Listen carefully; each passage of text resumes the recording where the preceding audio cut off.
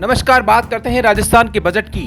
राजस्थान में भजनलाल सरकार ने विधानसभा में अपना पहला बजट पेश कर दिया है।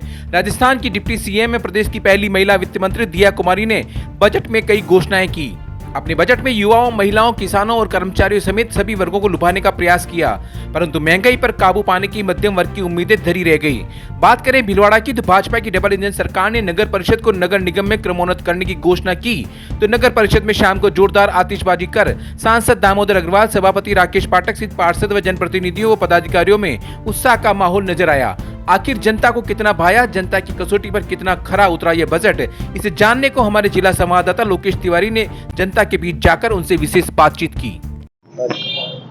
नमस्कार। 7 महीने पहले राजस्थान में भारतीय जनता पार्टी की सरकार बनी थी, भजनलाल जी की सरकार। आज उनका बजट पेश किया गया।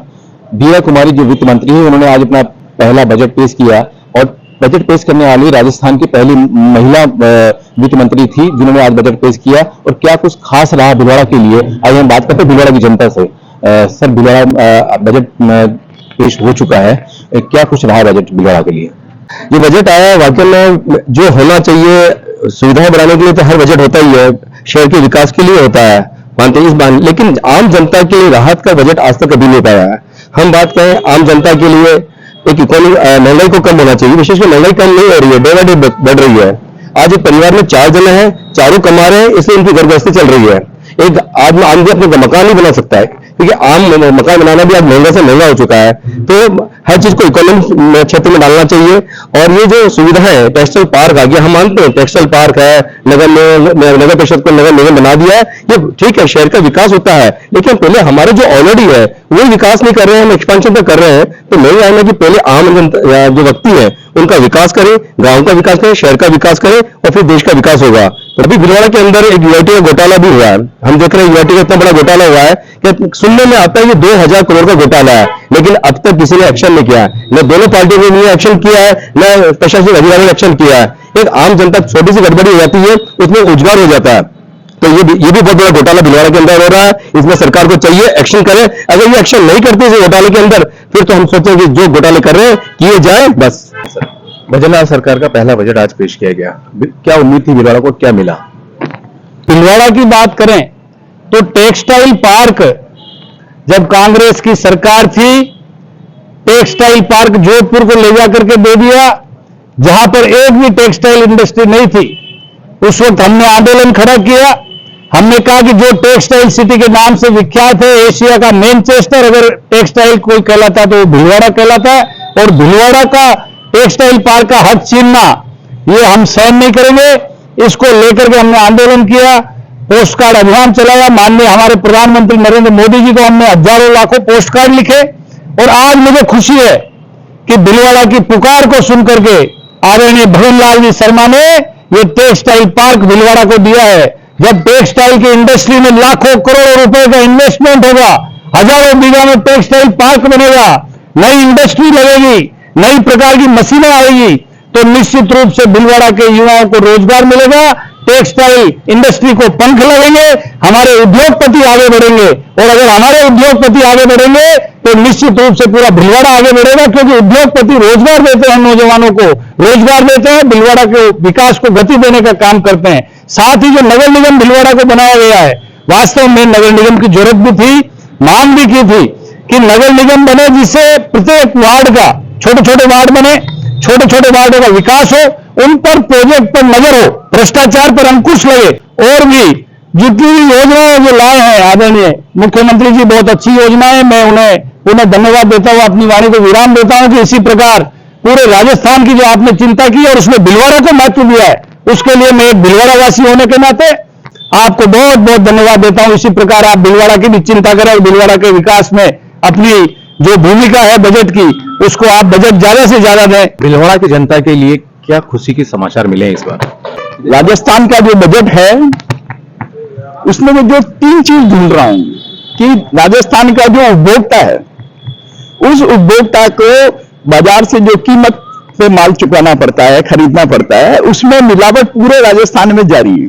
उसको रोकने के लिए इस बजट में कोई व्यवस्था नहीं, क्योंकि जब तक राजस्थान में फूड एनालिसिस लेबोरेटरीज जिला वाइज जो पहले चलते थे वो फिर चालू नहीं होंगे, तब तक सैंपल लेके और तत्काल उसके रिजल्ट नहीं आएंगे और उनके खिलाफ कार्रवाई नहीं हो सकती। तो लेबोरेटरीज बंद कर दी गई है तो जांच नहीं हो रही है, जांच नहीं हो रही है तो उन पर कार्रवाई नहीं हो रही, क्योंकि इंस्पेक्टर नियुक्त कर दिया राजस्थान को। अब कोई फूड इंस्पेक्टर नहीं है, कोई दूसरा इंस्पेक्टर नहीं है, तो इंस्पेक्टर नियुक्त राजस्थान के अंदर मिलावटी चीजें खाने के लिए और सेवाओं का उपयोग करने के लिए मजबूर है। दूसरी चीज है कि राजस्थान के मजदूर को जब तक न्यूनतम मजदूरी 600 रुपए नहीं मिलेगी तब तक हम उनका लिविंग ऑफ स्टैंडर्ड जो हमारा आर्टिकल 21 बोलता है इज्जत और गरिमा के साथ जीने के लिए, जब 600 रुपए नहीं होगा वो अपने परिवार का कैसे गुजर बसर कर सकता। आज भी मैंने देखा कई लड़कियां 3000 रुपए महीने में काम कर रही है, 8-8 10-10 घंटे काम करती है। ये भी एक उनका नारकीय जीवन है, उनका अपमान का जीवन है। आज स्कूलों में आप जाइए, जिले भर के स्कूलों में जो शौचालय हैं हायर सेकेंडरी और छोटी स्कूलों में, आप उनको देखिए कि वो किस हालात में है, और लड़कियां बीच में पढ़ाई इसलिए छोड़ देती है कि उसके लिए हमने कोई व्यवस्थाएं डेवलप नहीं की है कि जब तक लड़कियों के स्कूल में शौचालय की अच्छी व्यवस्था नहीं होगी, उसको डिग्निटी नहीं होगी, उनके हॉस्टल्स बहुत बढ़िया नहीं होंगे, तब तक महिलाओं में और लड़कियों में शिक्षा नहीं आ सकती है। तो राजस्थान में इस बजट में पेपर लीक को रोकने के लिए कोई मुकम्मल बताया गया, एक टास्क फोर्स बनाई गई है, पर ऐसी टास्क फोर्स आज तक कागजों में रहती है। यूनिवर्सिटीज के एग्जाम में सब जगह ये घपले होते हैं और बार बार इंटरनेट बंद करने से घपले बंद नहीं होते हैं और भ्रम पैदा होता है। हर परीक्षा में हम इंटरनेट बंद कर देते हैं, उससे कोई नकल नहीं रुकती है, कोई लीकेज नहीं रुकते हैं। तो हमारे को राजस्थान में अच्छी कानून व्यवस्था भी चाहिए। राजस्थान में यूआईटी का भीलवाड़ा में जो भ्रष्टाचार है उसके ऊपर एक भी नेता बोलने को तैयार नहीं है। मैं राजस्थान उच्च न्यायालय से निवेदन करूंगा कि वो स्वयं प्रसंग ज्ञान लेके इस मामले में लोक हित में कार्रवाई करें तो ज्यादा फायदा होगा। बात करें, आज भीलवाड़ा को क्या नहीं मिला जिसकी उम्मीद थी इस बजट में? यूथ को इसके लिए कुछ नहीं मिला। भीलवाड़ा का युवा बाहर रोजगार करने जाता है तो भीलवाड़ा के युवाओं को बिल्कुल दरकिनार कर दिया। अंडर ओवरब्रिज की मांग थी काफी टाइम से कि भीलवाड़ा में ट्रैफिक व्यवस्था काफी चल रहा जाती है, लोग घंटों लाइनों में लगते हैं, परेशान हो जाते हैं, घर पे अपने समय पे नहीं जा पाते, काफी सारे एक्सीडेंट होते हैं। और सालों से यहाँ के जनप्रतिनिधियों द्वारा मांग थी कि यहाँ पर एक अंडर ओवरब्रिज की मांग थी, लेकिन उसको दरकिनार कर दिया गया। और दूसरी जो चीज जो रेलवे को मेमू कोच फैक्ट्री का उद्घाटन कांग्रेस सरकार ने किया था और युवाओं के प्रति उनकी एक थी जिज्ञासा कि यहाँ लाखों युवाओं को रोजगार मिलेगा, लेकिन आपने उसको समाप्त करके टेक्सटाइल पार्क कर दिया। आपकी जीत तब होती है आप टेक्सटाइल पार्क अलग से बनाते, रेलवे मेमू कोच फैक्ट्री जो बंद पड़ी है उसको चालू करवाते, तो आपका एक अच्छा मैसेज जाता। और 2700 स्कूल जो गहलोत सरकार ने इंग्लिश मीडियम के चालू किए थे उन पे आपने किसी प्रकार की कोई बात नहीं की। भीलवाड़ा जिले के अंदर मजदूर वर्ग ज्यादा है, आपने उस मजदूर वर्ग की कोई बात दरकिनार कर दिया गया। हॉस्पिटल जो सुविधाएं स्वास्थ्य सुविधाएं उन पर कोई ध्यान नहीं दिया गया।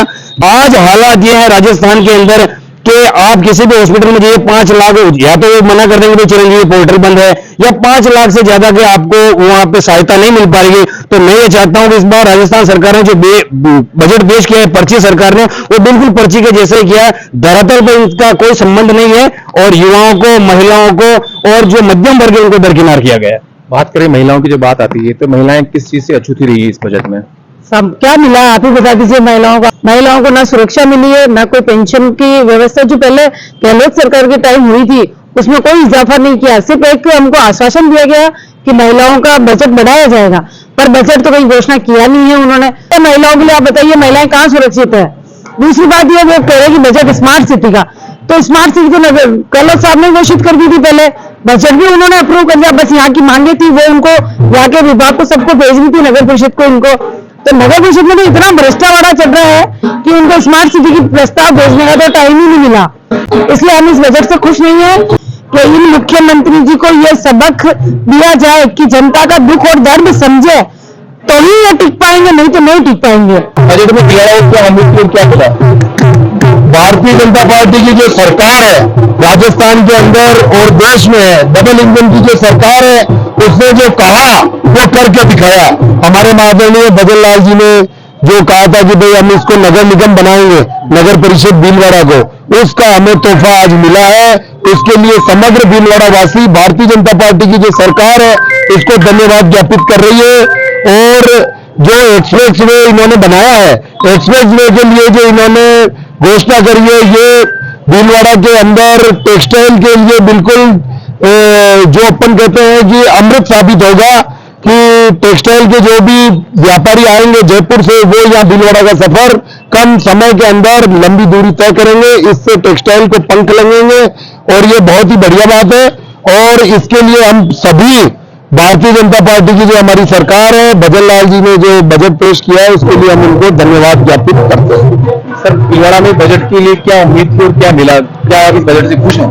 हमें भजन लाल जी का और भारतीय जनता पार्टी सरकार का हम धन्यवाद करते हैं कि युवा, किसान, भीलवाड़ा के युवा के रोजगार, शिक्षा का मामला हुआ, बजट में सबको मिला है और उद्योग भीलवाड़ा में नया आएगा।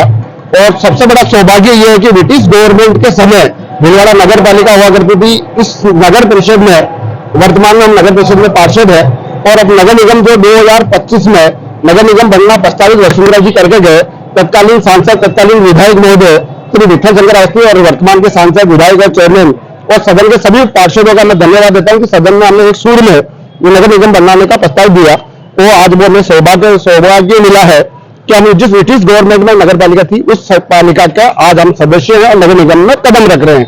शहर का अच्छा विकास होगा, चारों तरफ होगा, अच्छे गुणवत्ता से काम होगा, अपराधों में कमी आएगी और विकास की रफ्तार होगी और यहाँ तक भ्रष्टाचार भी कम होगा, गुणवत्ता मजबूत होगी। इसलिए मैं भीलवाड़ा की तमाम जनता का, मीडिया का आभार व्यक्त करता हूँ, धन्यवाद देता हूँ कि सबने हम पार्षदों का साथ दिया। बात करते हैं भीलवाड़ा की। आज जो बजट पास हुआ था, उस बजट में क्या उम्मीद थी और क्या भीलवाड़ा को मिला?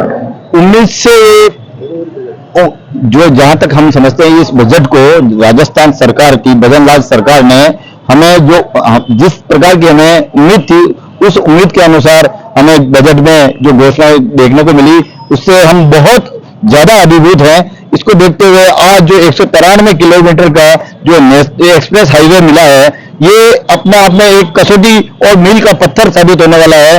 जैसा कि नगर निगम एक विकास का आयाम होता है और क्योंकि इसमें अलग अलग तरह के डिपार्टमेंट्स विकसित होते हैं, इससे भीलवाड़ा शहर की विकास में चार चांद लगने वाले हैं। और इस बजट से भीलवाड़ा शहर को जो सौगात मिली है, उसके लिए भीलवाड़ा की जनता द्वारा भजन लाल सरकार का बहुत बहुत आभार। हमारे साथ भीलवाड़ा की जनता, इनका कहना है कि आज का बजट भीलवाड़ा के लिए एक सुपर साबित होगा और जो भीलवाड़ा की नगर परिषद और नगर निगम में परिवर्तित हुई है और जो सड़कें हैं उनको जो सुधारने के लिए भजन लाल सरकार ने एक बीड़ा उठाया है, वास्तव में भीलवाड़ा के लिए वरदान साबित होगा। भीलवाड़ा का नवार समाचार संवाददाता लोकेश तिवारी।